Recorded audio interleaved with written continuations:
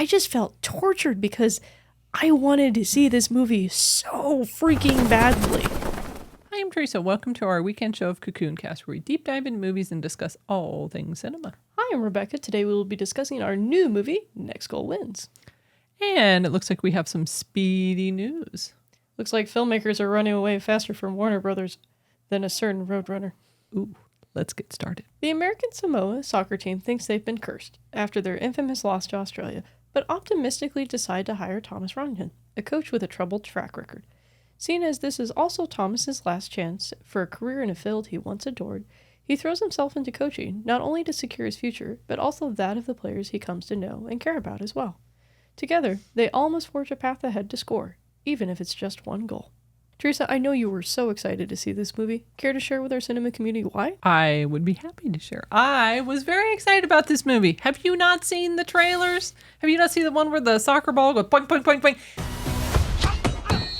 Every time I see this trailer, I laugh hysterically. Talk about a three-point match. Oh, it's hilarious. It looked great. And Taika has directed some of our favorite comedies. I know What We Do in the Shadows, specifically the film adaptation. Yes. He's a prominent feature player on Our Flag Means Death. Our Flag Means Death. I think we're one of the few people that love that show. I think the internet would disagree, but hey. That's a great, and you're Jojo Rabbit. I love Jojo Rabbit. Criminally robbed at the Academy Awards. Oh, I knew this was going to come up. This is his next chance. This is his next goal. This is his next award. Next Oscar wins. Next Oscar win. I thought it would be hilarious.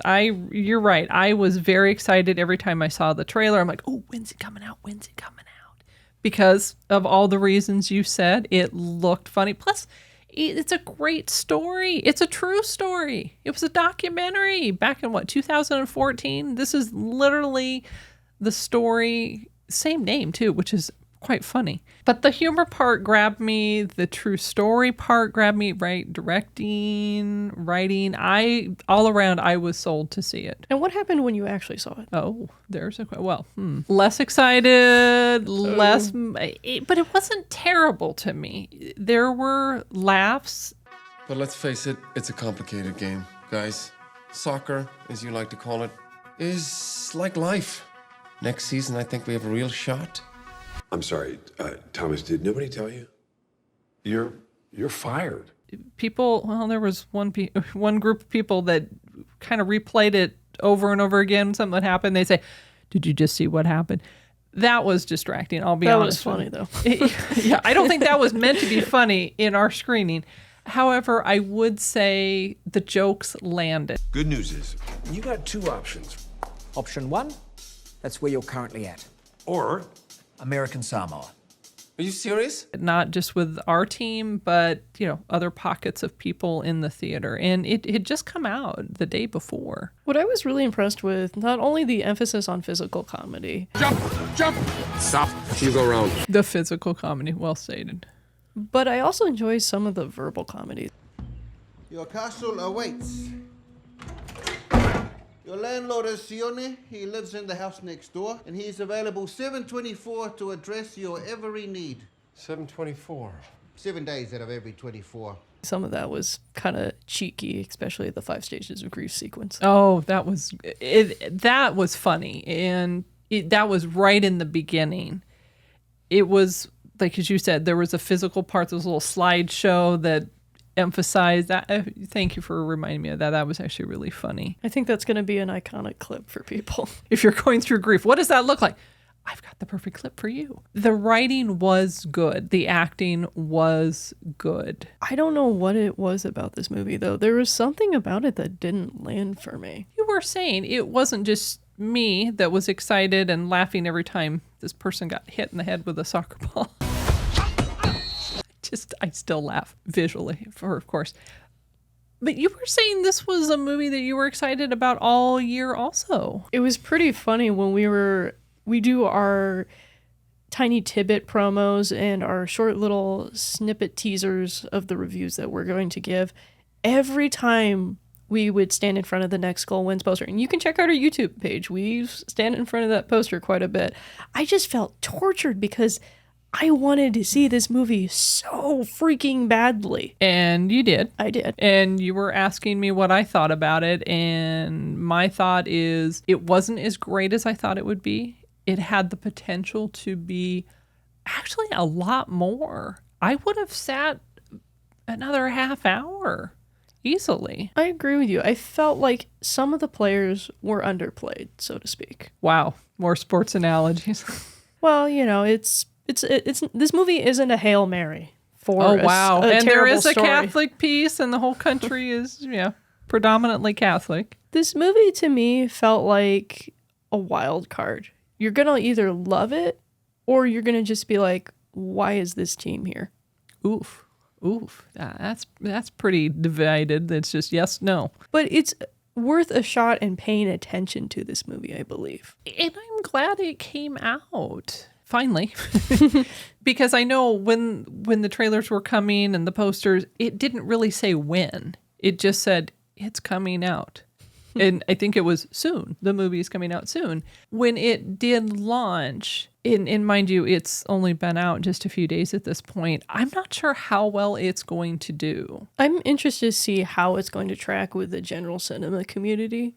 We have Hunger Games coming out. We have prestige dramas like Napoleon coming out. Oh, yeah. We have super uber, particularly indie fare, like Dream Scenario coming out. Oh, that's here too. Yep. I'd love to have our cinema community comment below if you've seen Next Goal Wins. Is Rebecca saying it's really great or not so great? I would love to hear their comments about how they felt it landed for them. I'd also be curious to see how's the marketing reaching you guys? Have you seen the trailer? Do you even know it exists? Is this the first time you've even heard this movie is out there? Comment below. Well, it is wide release at this point. That's true. Searchlight has put a good spotlight on this movie. Wow. Boy, you're on today.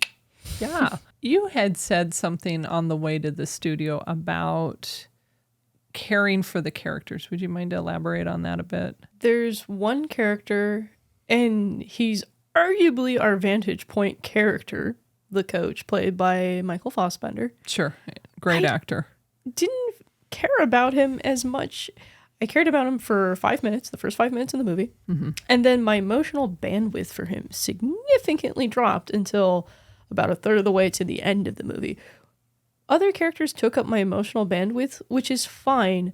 But if you want me to empathetically rationalize why the coach is making certain decisions, I think a little bit more oomph could have been required. It's a shame because he's a great actor.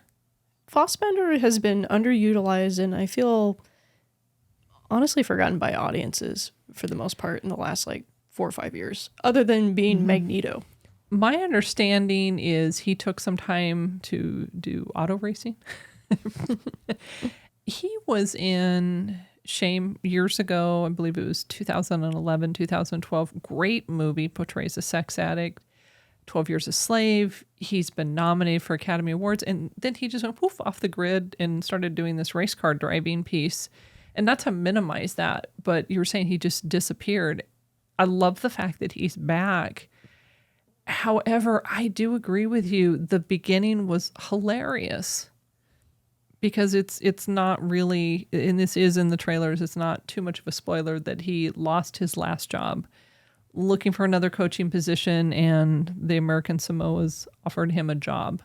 However, I agree with your statement that after that part, you don't like him. And I don't think the filmmakers want you to like him, but not be invested in him that much. And he treats several players pretty harshly and cruelly, honestly. Full disclosure, we haven't seen the documentary, so this may be accurate to the actual documentary, though. That is true. That's a fair statement. However, if it's similar to the documentary to that point, you sort of wonder, do they need to make this a feature film?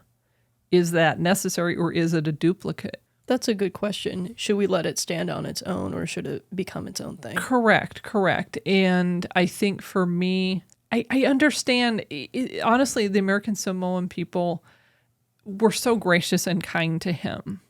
Thomas, we were under the impression that you wanted to be here But if that is the wrong impression that we are under, then you are free to go. Seek your happiness. Unhappiness is a curse that I would not wish on anyone. And there were several parts where they were saying in order to play soccer or, football as it's known in Europe, in order to play soccer, most of them had multiple jobs. And at one point, one person just kept showing up. He was a cameraman. He was, he was coaching, he was co-coaching. He was doing all these different pieces. Welcome to a humble restaurant. How many jobs have you got? We all have a few jobs. We have to earn enough money to keep the team going. And then the players were even experiencing that. And I just had a hard time how not angry, because that was part of the problem, is he has an anger problem, but how there was just such a disparity between the players seemed so kind and he seemed so mean. And then all of a sudden he just flips. He flipped, and they were saying this is a course of a month. And I don't know if people's personality or hurt heals in the course of a month. We've worked too long and hard for this. You've only been here a few days. It almost wrapped it up a little bit too nicely. As you said, it could be very, very accurate of 1 month and that was it. But suddenly the team captain, he really came to like her. Over time, he made peace with his marriage that was falling apart. And then he discloses this horrible loss that he experienced. And I'm like, wow, in 4 weeks, I don't know if I could do that much emotional work on myself, even with the best therapist in town. I think the other problem I had with this movie is there's characterization, but I felt like it could have dove deeper into several characters. Do you agree that another half hour could have been added to the movie and you still would have been engaged? Or is that just my opinion? I think that would have definitely helped balance out the disparity it is. There's arguably 3 characters that this movie is focusing on. Mm-hmm. And the movie tempts us with more.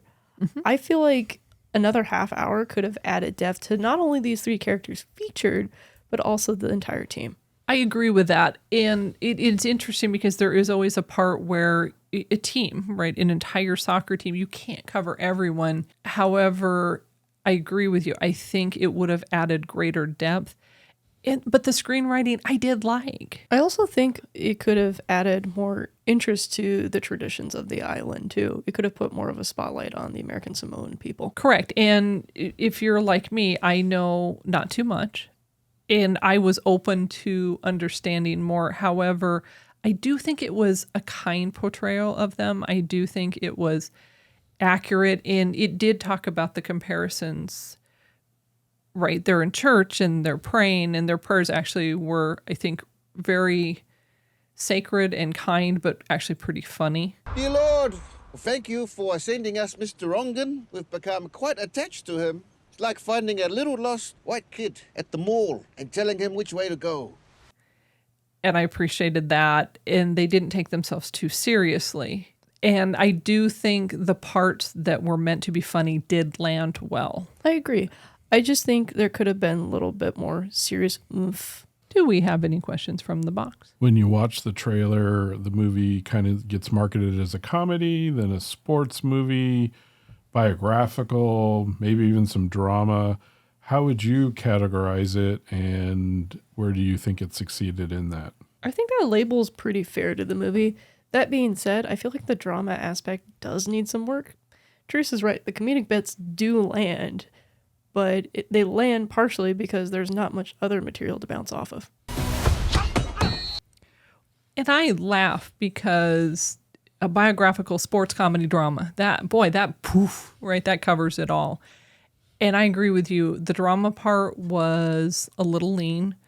The sports piece, yeah, there were parts of it that landed. However, I think they could have gone into a little bit more of that. But it did feel like it was trying to cover a lot. And as you said, versus going deep into one or two, it was a smatter.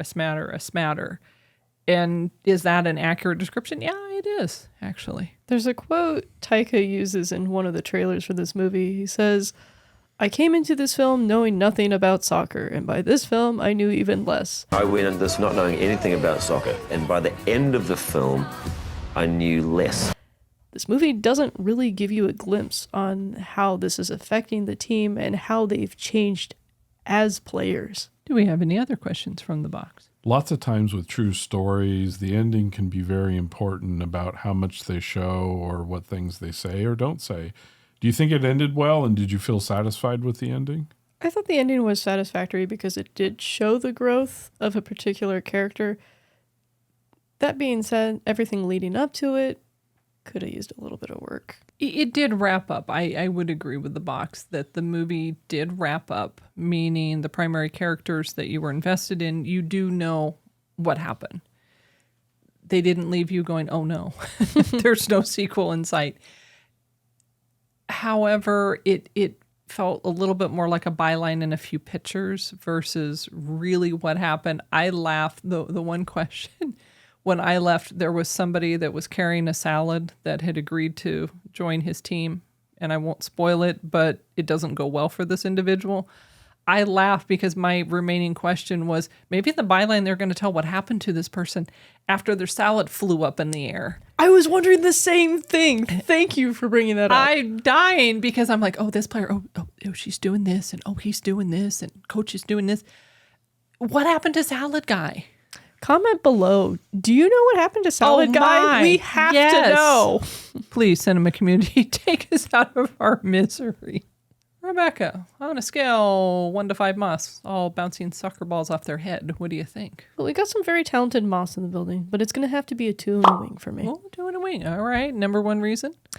The comedy is great. Please invest more time in the drama next time. All right. Who do you think might enjoy this movie?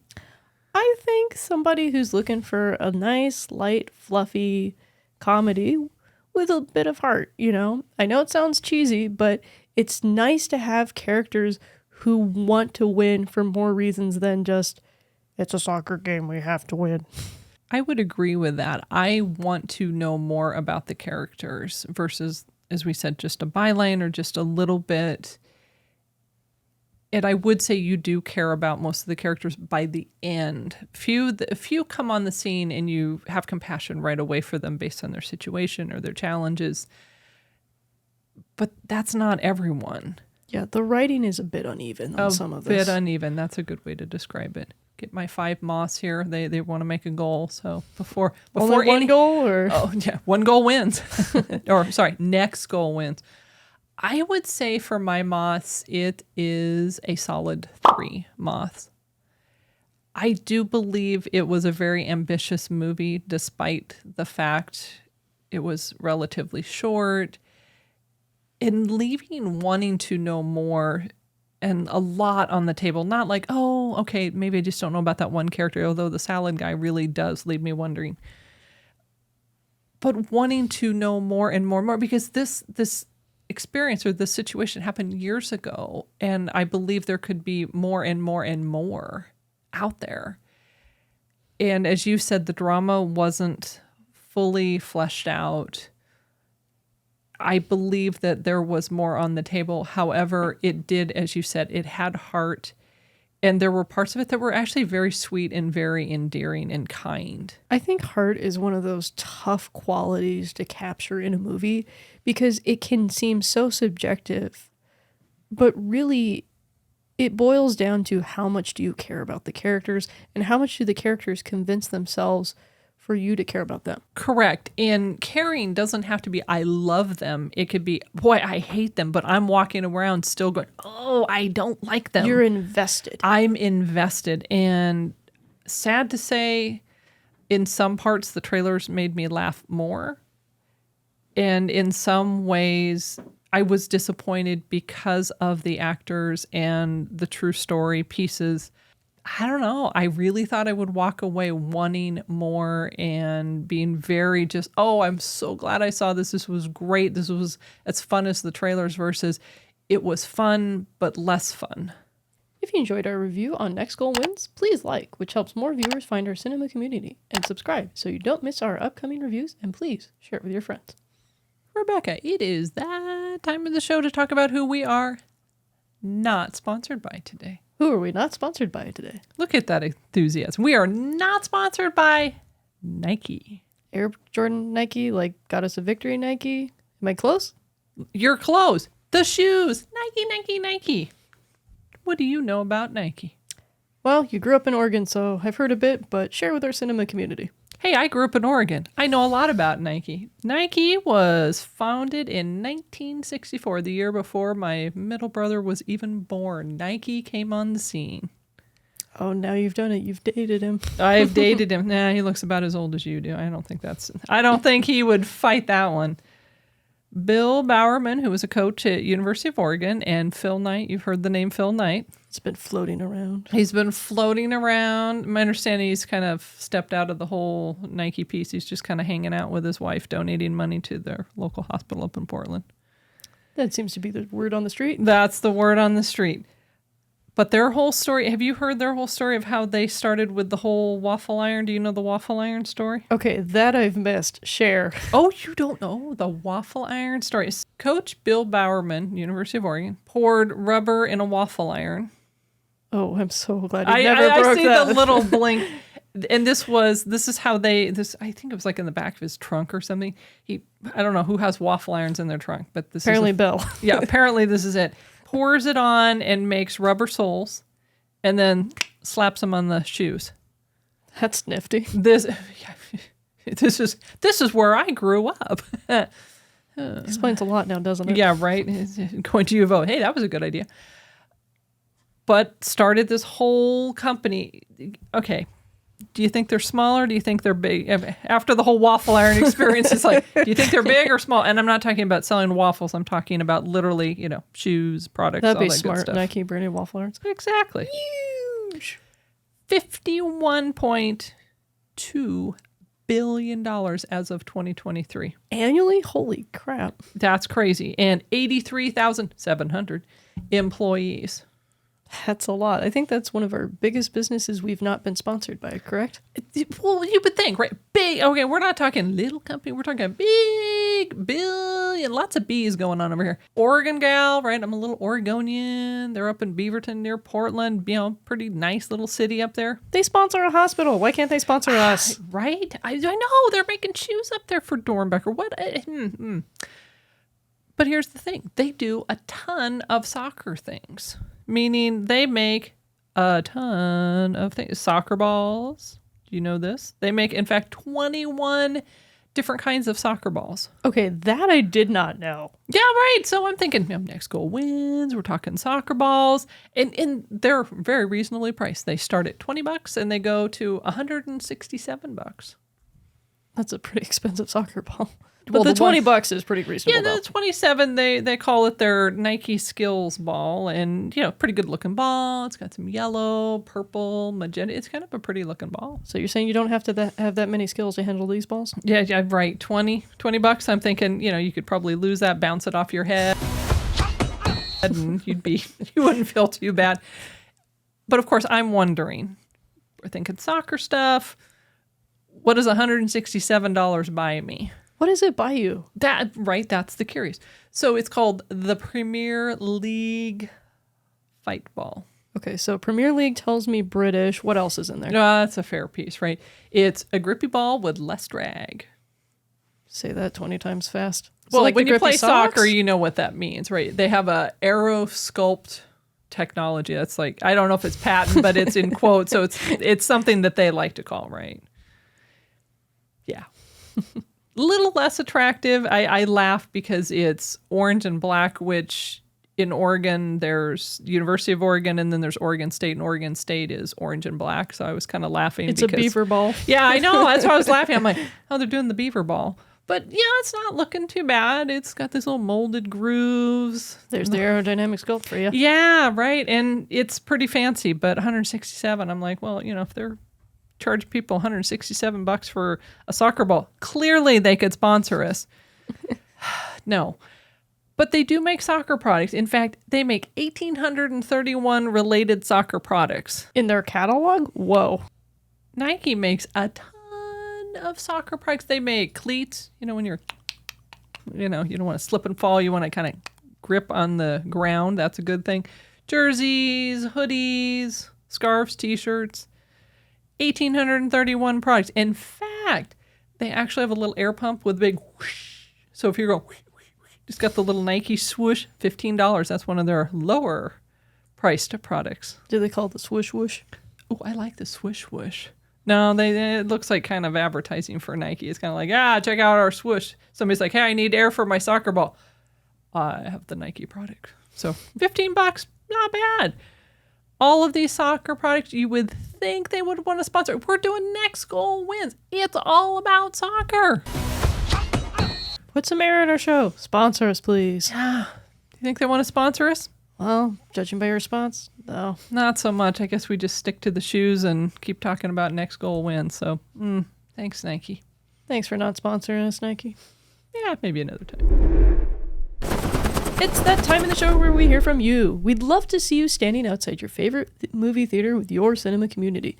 Please send your photo to hello@cocooncast.com. Be sure to tell us who you are and what movie you're going to see so you can show our community your cinema spirit. Now let's talk about some of the cool comments we've been getting. First up, we have Toy Camera 6112 commented on our reactions to seeing The Holdovers. Here's what they said. As a filmmaker, I was wondering about this movie. Thanks for your reaction. Dropping you a like. Yay! Filmmakers! Our cinema community has people like us who love movies, but people that make movies. That's awesome. Thanks for the like. Next up, Priscilla's still bringing in the comments. Kiki Fulton said to our review, I love this movie, like obsessively. There's definitely an audience for every movie, and I love seeing what lands with our cinema community. Feel free to nerd out in the comments and tell us what movie you love. Finally, we had a very cool comment from one of the actors from the new film we just reviewed, actually, Journey to Bethlehem. Gino Surgers. Ooh, he was one of the wise guys. I was going to say, that name sounds familiar. That name's for... All right, we have a wise guy giving us a wise comment. Gino Surgers, GS, wow. Here's what he had to say. Thanks for the take, ladies. That's awesome. He watched the review. He watched the movie. You never know who's going to pop up in the comments. I appreciate that. Thanks, Gino. And that was so encouraging that not only is he doing the movies, but he's hearing and he actually wants to know, hey, what are people saying about my movie? What do people think about that? That to me is pretty catchy over there. He's willing to put himself out there and listen. And it really tells you our cinema community is not only watching, but would love to hear your feedback on how you took the movie. It's not just us out there. Comment below. Tell us what you think. I also want to put this out as encouragement to our fellow cinema community. YouTube is a fun place, but only if we work together to make it so. If you've got a channel idea, you never know. We might be watching your videos someday. Absolutely. And I love the diversity. We have cinema community who just love movies like we do. Filmmakers who make the movies we love and we get to watch, our cinema community gets to take a look at and enjoy as well, and the actors and the actresses who make the movies. It's all of us. That's our cinema community, not just us. And now it's time for some Hollywood news. Rebecca. Well, people are running way faster for Warner Brothers, faster than that infamous Roadrunner. Oh, wow. They're running away. And you're reading this from what? The Hollywood Reporter. All right. Who's talking to us? Aaron Couch and James Hibbard both worked on this story. Tell us about this. Real Roadrunner Coyote stuff or just not so much? Warner Brothers had this really cool idea. It's called Coyote versus Acme. It's a new take on the Looney Tunes franchise. And I know a lot of our animated cinema community was very interested to see how this would land with the general audience. Unfortunately, Warner Brothers did their favorite S word, shelving. Not sock puppets, shelving. Sock puppets. Hey, we were talking about sock puppets last week. I'm like, that's the other one. That's their other favorite S word. Is shelving code for tossing it or? In a way, yes. Oof. Shelving often refers to the practice of taking a film, putting it on the shelf, and letting it languish, never to see the light of day. Or unless you have a really dedicated letter writing campaign or internet petition, odds are you're just going to hear stories about it filter through conventions for the decades to come. Wow. That sounds so ominous when you say it that way. I have a talent for making the mundane sound creepy, according to one of my closest friends, so... Ooh. They're not wrong. My understanding with the shelving, they could be hanging out for years until someone comes in and says, oh, hey, I might want to buy the rights to that, or, oh, it might be the time to make that a movie. Yeah, I'm blithely disappointed in their take on this. They did this to Batgirl. It's just oh no, the Batgirl trauma. It all comes back. Stab me in the heart. Why don't you, Zaslav? What do they do now? It's on the shelf. I never heard of this. I'm kind of excited. I'm like, oh, this would be funny. You're like, oh yeah, don't get so excited. It's not coming. Shelving normally involves it's an open and shut case. You cannot touch the movie. You cannot shop it to anyone else. Warner Brothers, after seeing the backlash, has decided to discreetly allow the director the option to shop it around. Which is different. It's not typical. This is not typical. Normally when something is shelved, it's gone. Now, the problem is if the director does not find a studio within the time window to pick this up, to stream it, or even theatrically release it, this movie is shelved. It is good as dead. Oh, wow. That's interesting. I don't typically think of a shelf as pretty fluid in the respect of, hey, we can grab it and then we can see if we can shop it around. It's interesting. It sounds like almost a concession. It very much is a concession. Warner Brothers consistently has been making PR flub after PR flub this year. This is a desperate attempt to get the filmmaking community to essentially taking themselves seriously. Wow. Do we have any questions from the box? Being that the movie was shot and finished and then shelved, do you think it would be a better practice for studios to give the director the option to try to shop it around to find someone to actually release it? Or should they just keep shelving like they are? I think it's smart from a business perspective to allow a shopping clause in your contract. You never know. This might be the big hit that you wish you would have put on your streaming platform, but hey, it can still bring in some money. I would agree with that. That makes sense to me. Because if they're holding on to it, the assumption is either they're going to do something with it or give it back to you. I just can't imagine saying, hey, you did all this work, we're going to put it on the shelf. Oh, sorry.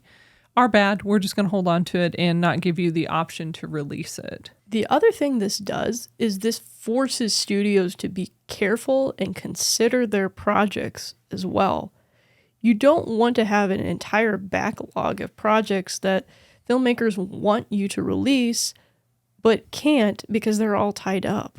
That's interesting as well, because I almost wonder, does that mean they won't make as many movies because they're being so cautious or so guarded with, oh, let's not do it because, but at the same time, to me, it holds them accountable. If you're going to make the movie, then you're assumingly going to invest in it, meaning market it and release it at some point, have some master plan. Ironically, this was also allow more space for independent film studios to release their projects. That's good. You can shop your film to not just the big boys in town, but also the little guys who might want to take a chance on it. That would be great. We love indie movies. That would be wonderful if that created that. Good point. Rebecca, I hear Bob is back. Why'd you need to kick Bob out of the house? You think he's gone? He's not gone. That's the whole point. He's never gone! Is this some radical new therapy? You see? Bob Iger is back, and he's got some beta news. Ooh, and where are you reading this from? Dade Hayes from Deadline brings us this story. The rumors are true. Disney Plus and Hulu are going to merge. But don't worry just yet. It's only in beta testing in December. The full rollout begins in March. Well, when you say beta test, you think, oh, maybe it's going to happen. Maybe they're like, no, it's happening. And what are they calling this new fancy service? We don't have a name yet. So comment below. What's your name for the Hulu Disney Plus mega app? Hoodie or Hooney? Ooh, it could be Hooney. Like Disney. Hooney, like Disney. Hooney. I kind of get it. Well, Dave's not giving me a name. You're like, what's the name? Hooney. It could be Dubu. Ooh, I like Dubu. Sounds like a bear, like Ubu. Like, oh, my little bear Ubu. It's like Udu. Yeah, no. People wonder why I'm still attached to plushies. Yeah, right? I know this. They're merging, and the beta testing is when? In December. The In beta December. testing is in December. And full launch? March. That's not much time. No, it's not. And it's smart that Bob is getting in front of this story while he can, especially considering Hulu has some more, shall we say, edgy content. Wow. Well, him jumping in front, he never goes away. He's the CEO of Disney. You can't really go away. Well, maybe he could hide or something. What, turn into a mouse? Something, yeah, right. The inside of Mickey Mouse. It's really Bob Iger. Just a thought, a little conspiracy theory. Now I'm going to have new nightmares at night. The thought of this is trying to help people, make boatloads of money. I think I'm on the boatload of money train. Oh, no, really? Bob specifically talks in the article that we're featuring that this is a cross-lateral move designed to reduce subscription jumping. I'd be more worried about this if Disney didn't already own Hulu. That's a good point. All right, I'll give you that. But I don't have Bob Iger's owning more. He's the big Bob in town. He's Bob's big boy. I mean, what can you say? Do we have any questions from the box? By merging the app so that you get all the content in one, do you think this will force some families away from the platform because a lot of the Hulu content probably isn't family friendly? I think there are going to be some families that drop off purely for saving their kids' sanity. I mean, there's a movie on Hulu about cannibals. Wow. I'm laughing because you're like, I understand. I'm like, you mean you haven't seen that? No, it's on my list. Of course it is.